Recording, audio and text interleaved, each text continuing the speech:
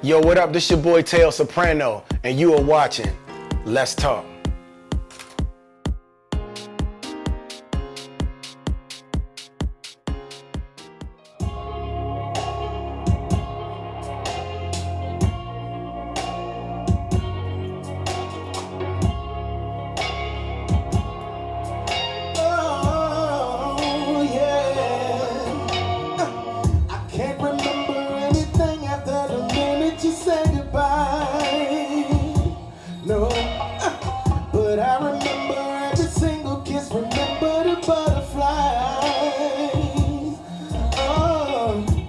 The thought of me being without you keeps me awake, and all of the memories are slowly faded to gray.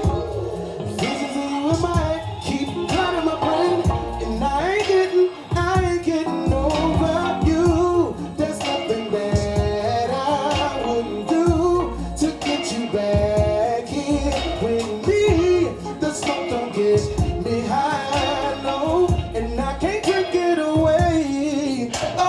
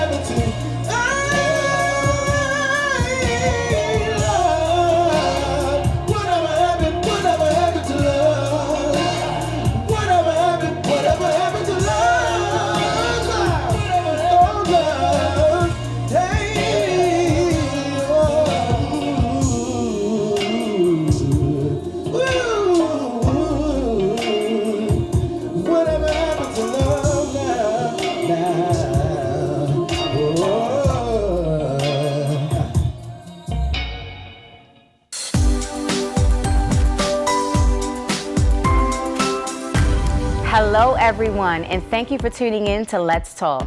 I'm your host, Shannon Ramsey Floyd, and today I have the honor of speaking with Tao Soprano, formerly of the multi-platinum R&B group Dru Hill. In this episode of Let's Talk, we're going to talk to Tao about his solo endeavors, some of his musical influences, his intro and departure from the group Dru Hill, and so much more. So sit back, relax, and enjoy this edition of Let's Talk.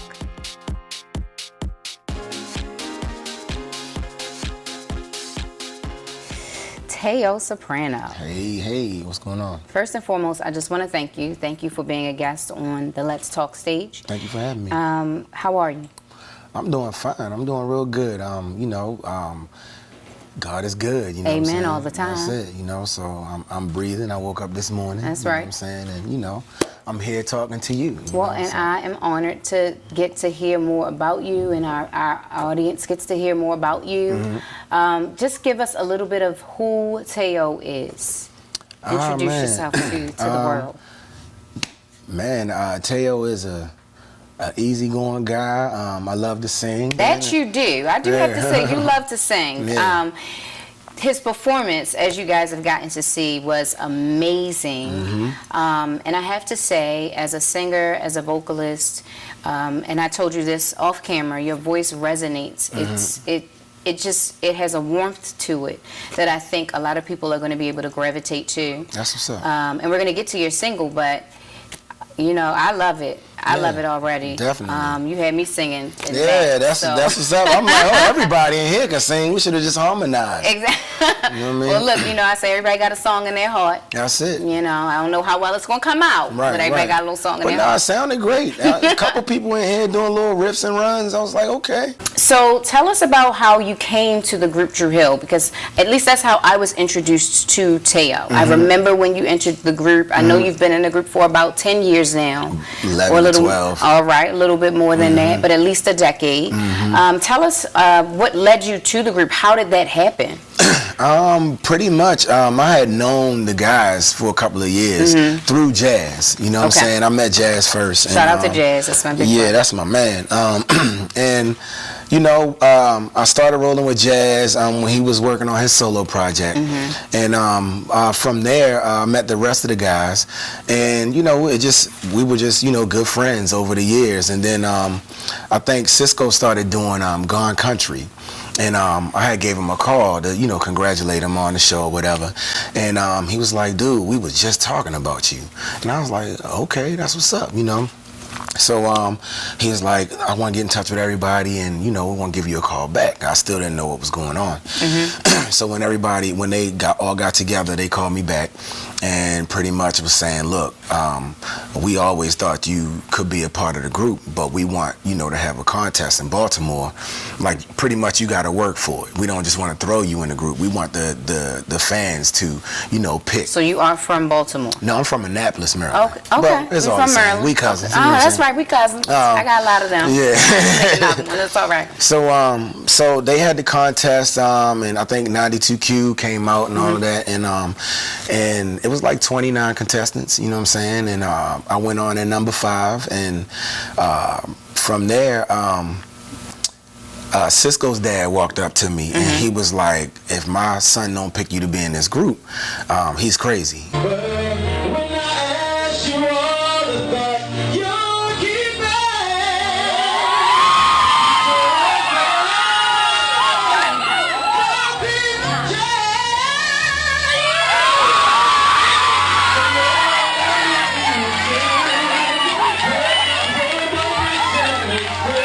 It all led down to them calling 3 of the final contestants up to see if they could harmonize with the group, because you know Dru Hill is known for their harmony, and you know you gotta be able to do that. So I harmonized with them, and the other people harmonized with them, and the fans were still buzzing from when I had left the stage. So they ended up picking me to be a part of the group. I think that you were a great addition to the group. I appreciate that. That was one of the hardest things. Yeah.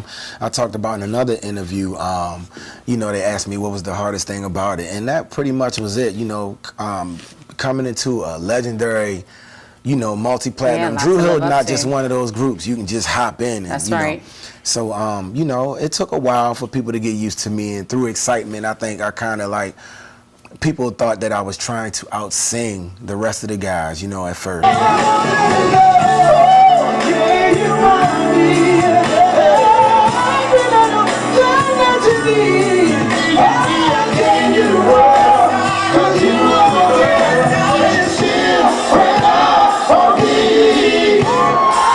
But then, like, I kind of fell into place, and people started accepting me, and it's been a good thing. Not to cut you off, but you know, I think that was what was great about Dru Hill, because when you listen, you'd have Jazz come in with his strong riffs, and then you'd have Cisco come in with some great ad-libbing. You know, it was almost like a battle of the vocals. Exactly. So for me, it didn't feel like that. It really just, you fit right in. That's what's up. Well, I appreciate and that. you had the chops to back it up. Right, I appreciate that. Well, So, that says a lot, because you talking about Cisco and Jazz, you know, those two and their chemistry going back and forth is, you know, I had to learn that, you know what I'm saying? But you wouldn't want to be around anyone that doesn't make you great. Oh, definitely. Or greater, rather, right? I So- owe them everything right Yeah. now. They taught me a lot. This, 11, 12 years has been one big lesson for me to now get out and do my thing. You know what I'm saying? So For sure. I appreciate the knowledge and being able to, be on a big stage with them to learn. You know what I'm saying? Yeah, definitely some giants in talent. They are amazing. Talk to us about what was the departure, how the departure was from Dru Hill.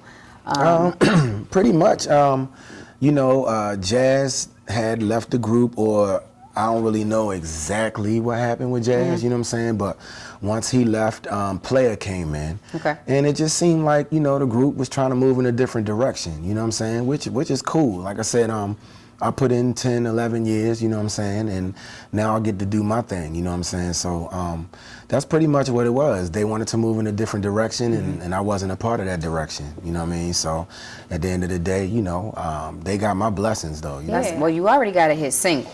Yeah, man, everybody's loving whatever happened to love. Yeah, definitely. And since we're there, let's talk about that. How did the single happen? What was your creative direction behind it? Give us the story behind it. The album we recorded, Independence Day, was produced. The whole album was produced by a guy named Wiley Morris. He produced for like Boyz II Men, a whole bunch of people, Charlie Wilson, and I just remember that process, of recording. We just had a chemistry, you know what I mean? It was something about him that he brought like a lot of good things like out of me vocally, you know what I'm saying? And I just liked the way like his flow was and his melodies and harmonies, everything went. So I don't know, one day we were on the phone because we always stayed in touch, you know what I'm saying? And I said, man, I need one of those bangers, you know what I mean? So pretty much he was like, you know what, Tao, I might have something for you. And he came up with it from scratch over the phone, and I heard it over the phone, and he sent it to me. And he said, you know what, I'm gonna do you one better. So like a little while later, he had sent me the track back, but he was humming a melody, and all he had was the hook, Whatever Happened to Love. And the melody it just threw me for real. Like when I heard it, I said, yeah, I can hear me on this. So later he got a writer that he deals with. Her name is Tracy Hale. To write over top of the melody. And then from there it was just undeniable. You know what I'm saying? It was like, all right, so when can we start? With your vocals and everything. Yeah, so we got in the studio and recorded it, and here we are now, you know what I mean? Whatever. Well, you had everybody in the studio singing it. I know that. Yeah, like I said, I heard. I wish y'all could have backed me up a little bit. Y'all sound good. Yeah, you sound good. You really, you. really, really did sound amazing. So, Tao, tell the fans where they can get your single, Whatever Happened to Love. You can get my single at Apple Music, iTunes, and Spotify. If the world doesn't know who you are, they will definitely. That's what's up. And not that you need my, stamp of approval, because you seem to have a good sense of who you are. But just as someone that's on the outside looking in, like I said, it definitely resonated with me. I mean, everybody in here just started walking around singing Whatever Happened to Love. Yeah, I mean, it's just a nice positive message. They usually say the hook is, if the hook captures that's it. The ear, don't nothing else matter. And it sounds good live. So that's more money in your pocket. Thank you. Thank you. So, okay, and talking about your single, do you prefer group or solo? I've always been a group person. Being on stage, especially with people that get you and people that know what they're doing, you know what I'm saying, as far as like where they need to be and harmony wise. It's just something about harmony that I love, and being in a group like Dru Hill, you could just dance all around in the harmony. Everybody knew. It just is amazing. I mean, I love being solo, you know what I'm saying? But if I had to pick, it would always be a group. That's interesting. Yeah, look, I come up when it was Boyz II Men, I'll make love to you, and Jodeci,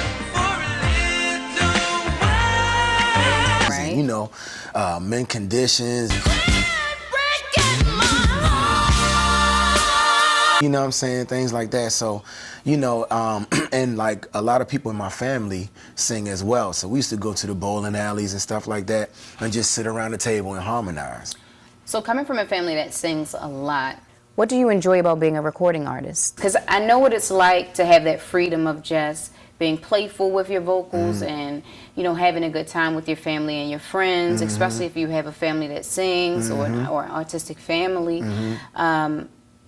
The pressures of being a recording artist sometimes can kind of make it not so fun. So what is it exactly that you enjoy about being a professional recording artist? I guess just seeing the reaction, you know, of the fans and the, you know, the people that you sing to. When you can make like a person's day, or somebody will send me a message on Instagram and say, this song got me through the toughest time, or like just recently somebody had hit me in DM and said, you know, they were going through a little trouble in their relationship and they were trying to set up a dinner, you know, or something like that for their fiance, or I think they were married, for their wife, and they wanted me to come and sing to try to save their marriage. Wow. From, you know, singing Whatever Happened to Love. I mean, that's a lot of pressure, but just to know that, you know, people even think about me in that situation, you know what I'm saying?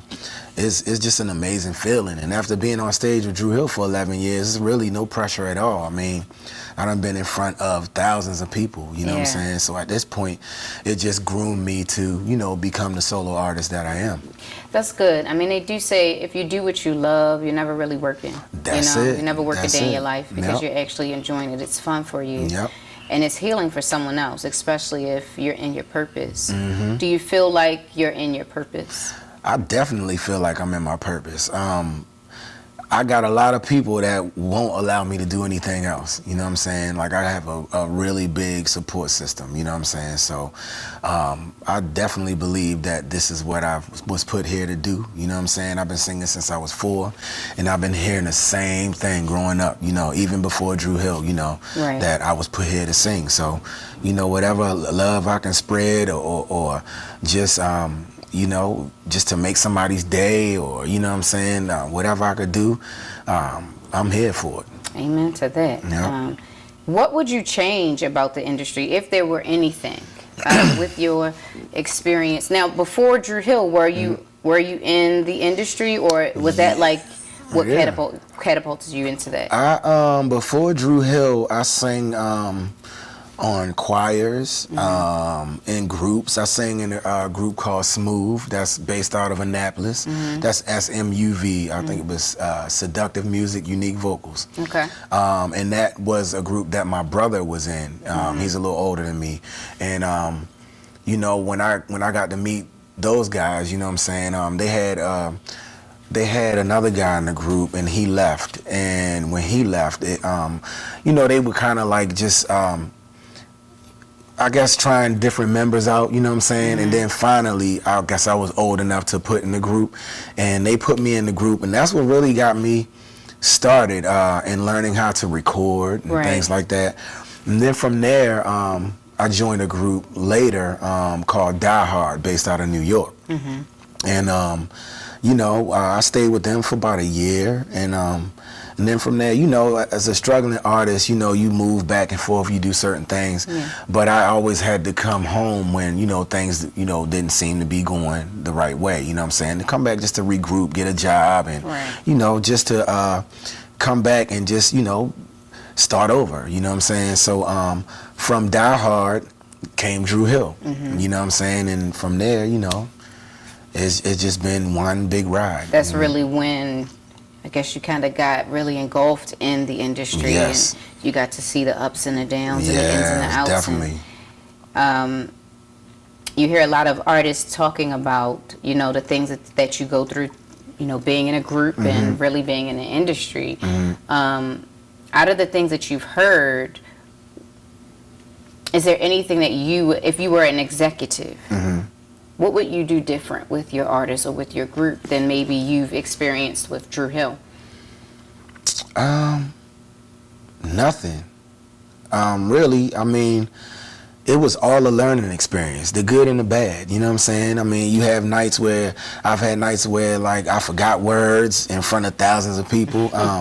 You know, it's just all a learning experience. Everything happens for a reason, you know what I'm saying? So I would take them through exactly what I went through, you know, just so they would know that it's not easy. It's not something that you can just jump in and say, okay, I can sing, Right. you know what I'm saying? So it's gonna work. Like, nah, they would have to go through the hardships, you know what I mean? And you know, I mean, I wouldn't change a thing, you know what I'm saying? Right.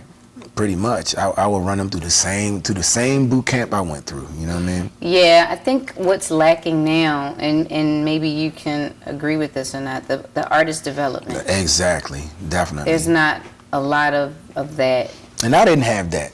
You know what I'm saying? But through the guys that have had artist development, because Dru Hill will tell you all of their stories. They helped Yeah, you. just watching them was just, you know, that was my artist development. Now that, you know, you are a solo artist, what can we expect from Tao?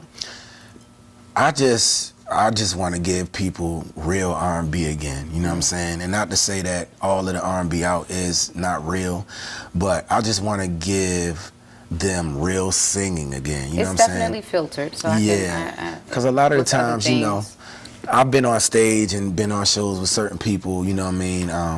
And, you know, a lot of people lip sync, you know what I'm saying? And, you know, either that or they're singing behind the tracks, you know what I'm saying?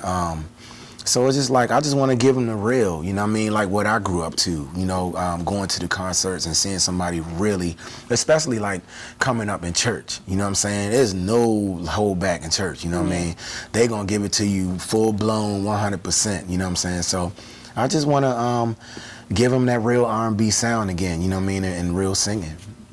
And introduce myself to the world, because a lot of times, you know, even though I was on a couple albums with Dru Hill, you know, a lot of people always wanted to, you know, they would comment like on my page and say, we want to hear you sing, you know what I'm saying? You know, because being in a group, you got to kind of share that spotlight and, you know, share those verses and things like that. So now it's like, you know, they actually get me 100%, you know what I'm saying? And I get, you know, to introduce myself to the world, pretty much. Who are your musical influences? I can hear some, Yeah, but I can hear some, but like I said, Stevie Wonders, Men Conditions, Boys to Men, Jodeci. I'm actually, now I sing background with KC. He's doing a solo album. I was going to say, Yeah. I was definitely going to say that. Yeah, so I can hear that. the rasp. Yeah, I you can know hear what I mean? that. What genre were you introduced to first? Probably R&B. What I can remember, my mother bought me a record player. I can't remember how old I was. And I had, I think one of the first records was Stephanie Mills. You know what I mean? And I sang her songs up and down. Because I always had a high, you know, registered voice. So Tao Soprano. that's it. So, you know, that's the first record I can remember playing as a child, you know what I'm saying, and the Anita Bakers. There's like a lot of female artists that I like, you know, growing up as well. You know what I mean? So Two of my favorites as well. definitely. I had to throw a little Patty in there too. Oh yeah, definitely Little Phyllis Patty. Hyman. Definitely Patty. Yeah. Aretha, you know what I mean? Aretha, Yeah, yeah. definitely. For So sure. a lot of that, you know, is what really started me, that in church, you know what I'm saying? So, as we're wrapping up our conversation, we always play a game at the end of the interview. Uh-oh, you smiling too hard too. Don't be afraid, you know, no trick questions. Right. This game is actually called Finish the Sentence. So I'm going to start a phrase and you're going to finish it. Okay. You up to it? You up to the challenge? I'm here now. Let's Soprano go. life. You done Gotta already live up asked that me all of the name. hard questions. Let's get it.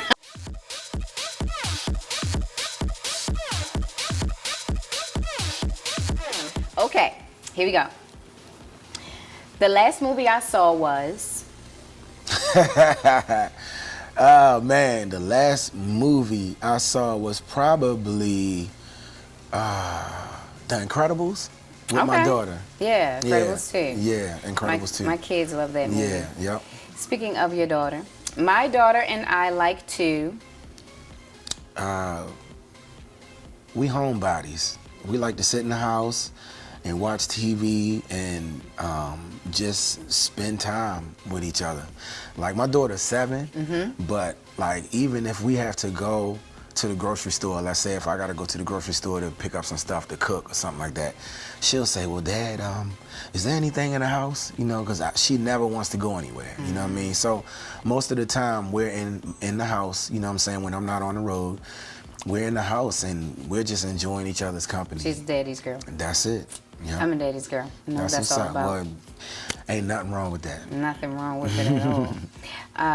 In my spare time, I enjoy good friends and family.